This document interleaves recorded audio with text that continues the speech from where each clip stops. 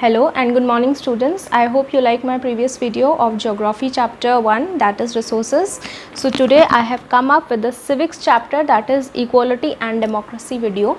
This is particularly for 7th class students, and 6th class and 8th class students, they can also go through it because there are so many important definitions and important concepts which are related in this chapter.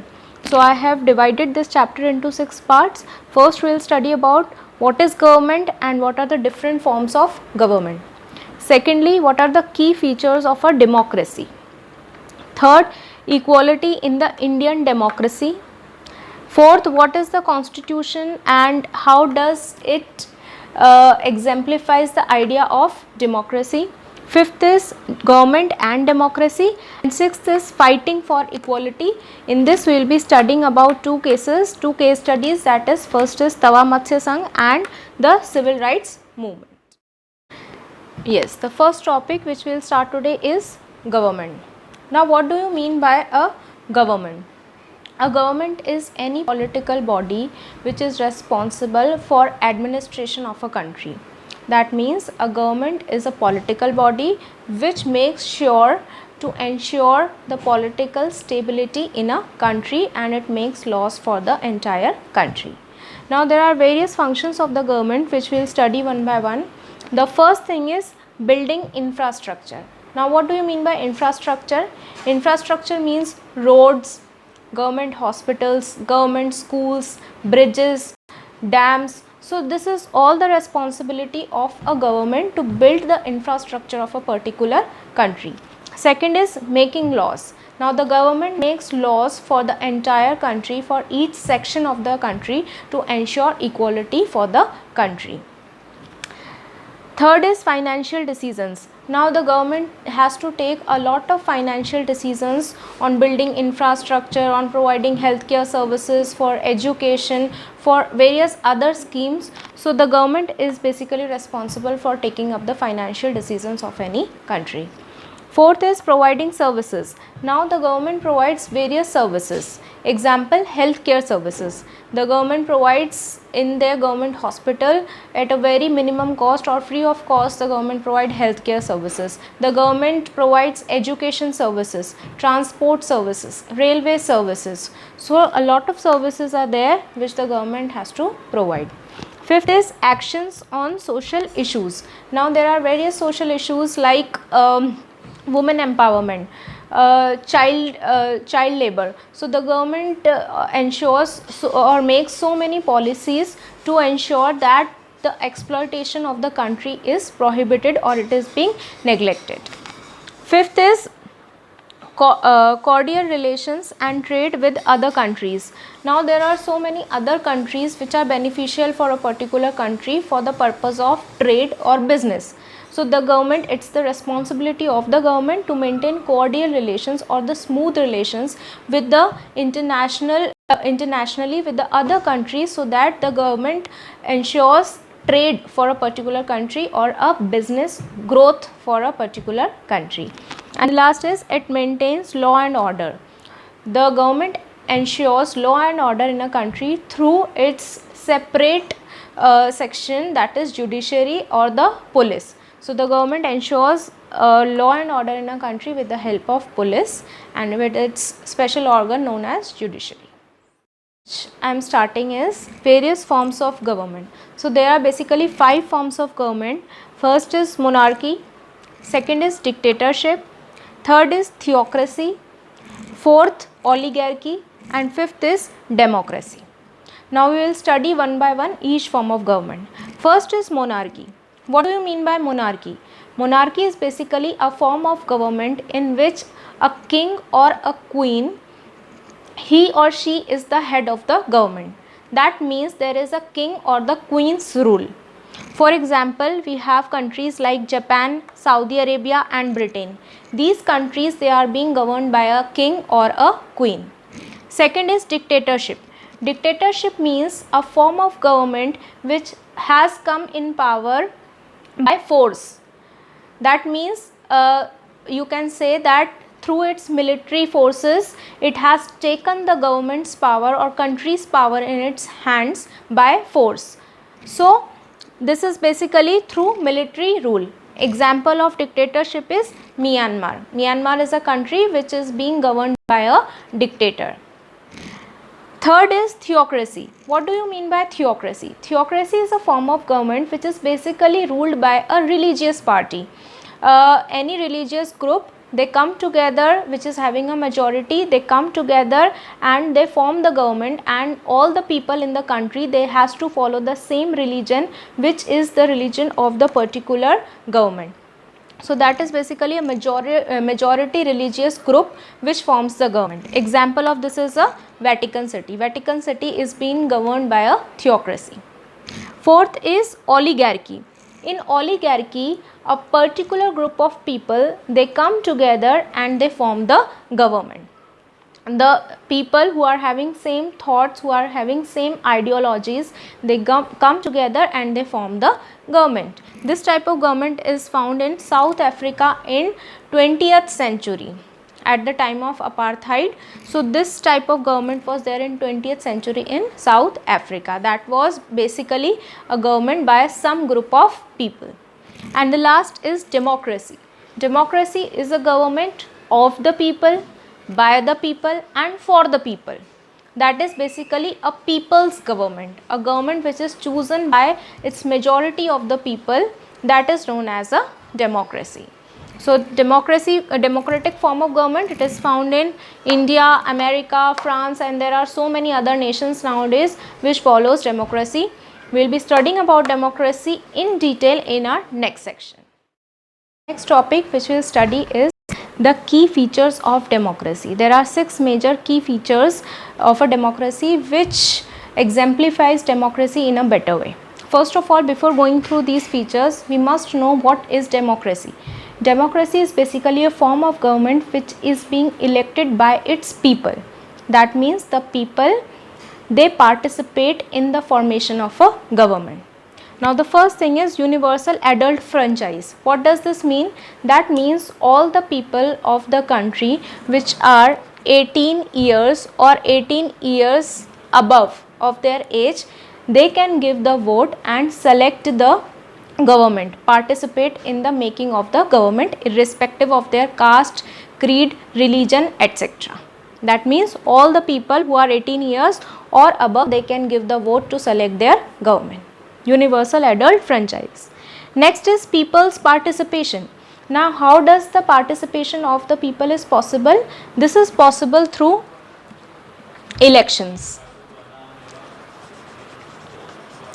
In India, every 5 years elections take place in the country, and from that election the people, they give the vote every 5 years, they elect their representatives, and those elected representatives, they form the government. So people's participation, how does people participate? By giving votes through elections. Next is conflict resolution. Now what do you mean by conflict resolution? Conflicts means the fights or the issues which are coming in the country.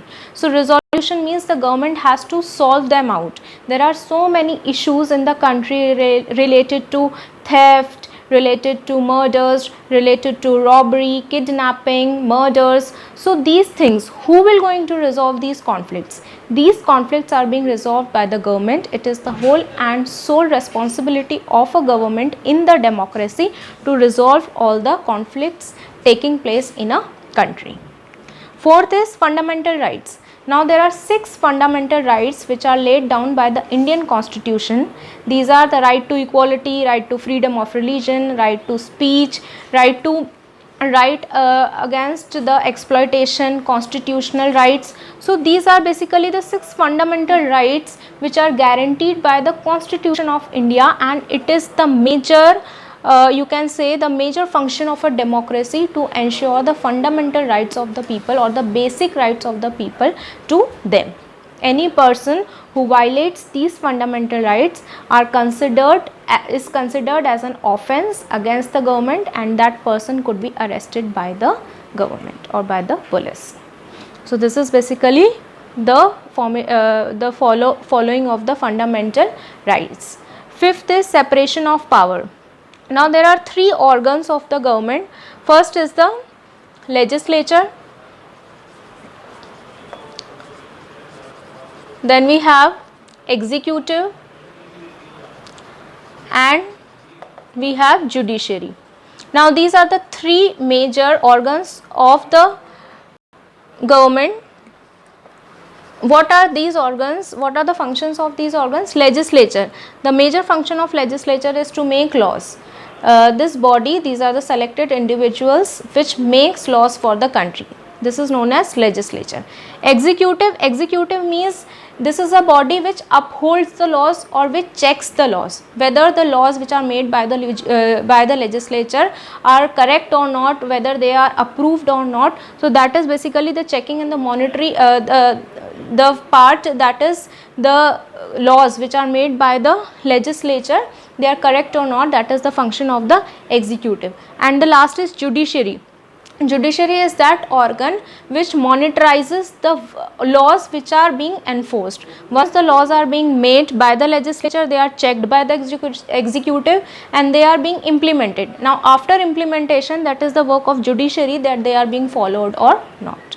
So these are basically the three organs of the government, and the government, it separates its powers into three organs. And the last is equality and justice. This is the major and the foremost, you can say, merit of a democracy, that it ensures equality for all the citizens. We live in India and there are so many types of people who lives in India. They belong to different races, they belong to different religion, there are differences in their colors, complexions, ages. So in this diversity we are living, and here the function of the democracy, it comes that it ensures equality to all the sections of the society, that they are equal and they are the part of a particular nation. Yes, the next topic is constitution and democracy. How does the Indian constitution, it ensures democracy in a country? The Indian constitution, it lays down several provisions which ensures democracy. So the first is the universal adult franchise. As I already told you that in universal adult franchise, all the people, irrespective of their religion, caste, creed, gender, they all are allowed to give votes, but they should be 18 years of age or more than 18 years of age. So that brings equality in a country, that all the members of the country, they give vote to select their government. Next is fundamental right. Now the government has made the right to equality as the fundamental right of a country. So in this way, the constitution, it ensures equality in a country, because it has made equality, right to equality, as a fundamental right that has to be followed by all the citizens of the country. Third is equal opportunities. The constitution, it provides equal opportunities to the people living in a country. Now how does it provide equal opportunities? In terms of jobs, in terms of school, the people, the children, they are going to school. So the government, it ensures that the girls and the boys, both the section of the society, they go to school and they get the education. So in this way, it provide opportunities to the people, it provide opportunities to grow and to prosper in a particular society. Next is access to public places. Earlier it was a habit that the people of the lower classes or the Shudras, they were not allowed to go to the public places and sit there in the park or go to the temples or take out water from the well. So they were not allowed to such things, the Dalits, the lower class people. But now due to democracy, it ensures equality. So it allows all the sections of the people equally to go to the public places and have the access to certain facilities. And the last is removal of untouchability. At earlier times, the people, the lower class people, they were known as considered Harijan by Gandhiji. So they were known as the lower class people, and they were not allowed to be touched. The people, they think that if they will touch them, they will become impure, and then they have to take a particular and then they have to be pure, they have to be again go through certain customs to make them pure. So these people, they were considered as untouchables. But now due to our constitution, as the constitution, it guarantees equality, so the government has ensured equality for the country. by removing untouchability. Untouchability is banned in our country now, and any person who is still practicing untouchability could be jailed or put in the bars. So these are basically the ways in which the constitution, it guarantees equality in a democracy. The next topic which we will start is, how does the government ensures equality in India? So the first thing is, we'll be studying it into two topics. First is by making laws, and second is by launching schemes. Now what are the laws which the government has made to ensure equality in a country? Hindu Succession Act of 2005. Now what is this Hindu Succession Act? Earlier what happened, the right to property was not given to the girl child in the family. The boys only, they have the right over the property. But by passing of the Hindu Succession Act, the girls in the family also got the equal right in the property of with their brothers. Like they are having equal property rights, both the sons and the daughters, they will be having equal property right in the society. So this is the Hindu Succession Act, which was the act passed by the government in 2005. Next is removal of dowry. Dowry is the system in which the parents of the girl, they give gifts to the girl at the time of her marriage.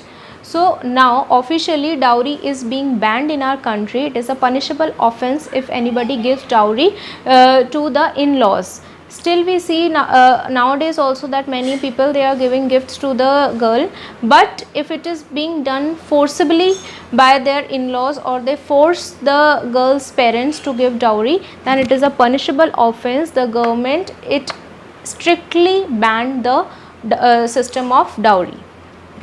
Next is Disabilities Act of 1995. Now what does this Disabilities Act means? These 2 points, they are I am telling you these points together, Disabilities Act and the school education. Earlier what happened, the people or the children who were disabled, they were not given the mainstream education, or they were not allowed with the normal children to sit together and studies.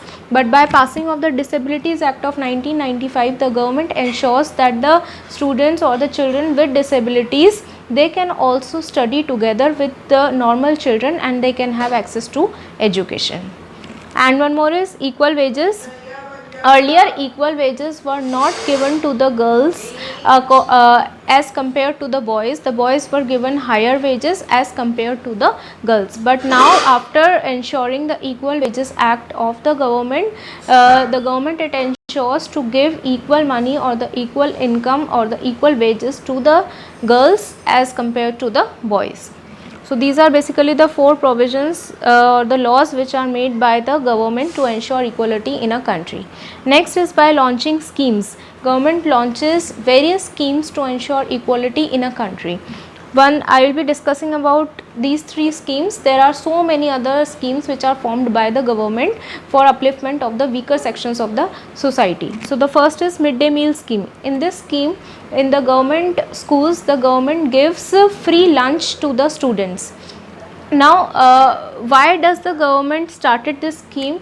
First of all, the students, they did not come to the school just because they were they have lack of interest in the education, or their parents, they were poor, so they don't send their children to the school. But by the introduction of midday meal scheme, the parents, they have started sending their children to school. And one more benefit is that they sit together along with the weaker sections, or the children, the upper class and the lower class, they all sit together and have their food. So this midday meal scheme, it proves to be very beneficial for more enrollment in the school, or for the more of the attendance of the children, of the poor children or the children, village children, to have access to education. So this is midday meal scheme. Next is Beti Bachao and Beti Padhao. Now this scheme was launched by the government to uplift the condition of the women in a society. The girls, they were not allowed to go out of their houses earlier, and they were married at a very earlier age, and they were not having any access to education. But by this, the government, they provide free education to the girls in the schools to increase their enrollment in the schools. So that is basically for the girl child to increase their education standards. Next is Swan Jayanti Swarojgar Yojana. So in this scheme, the government it gives